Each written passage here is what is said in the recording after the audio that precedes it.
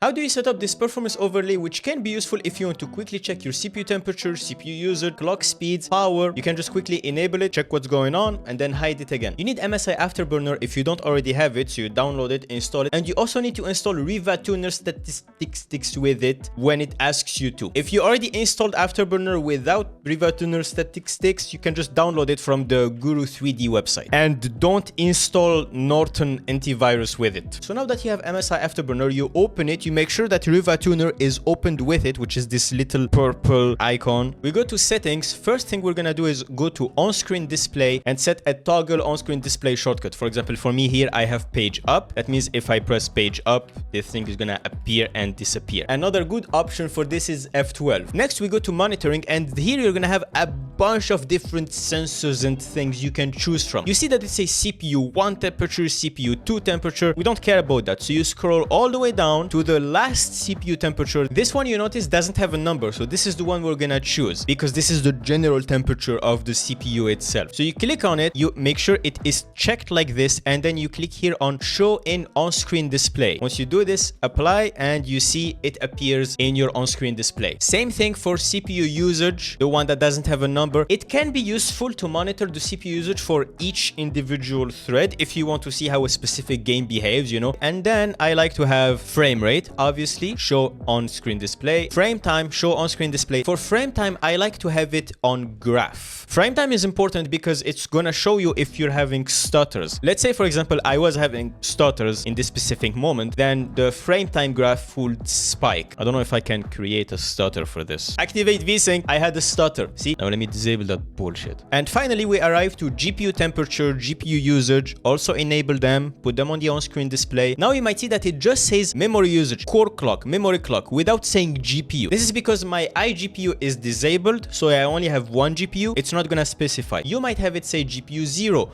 or GPU 2 usage. That's because your iGPU, maybe it's not disabled. So to know which one you need to look for, you come to general.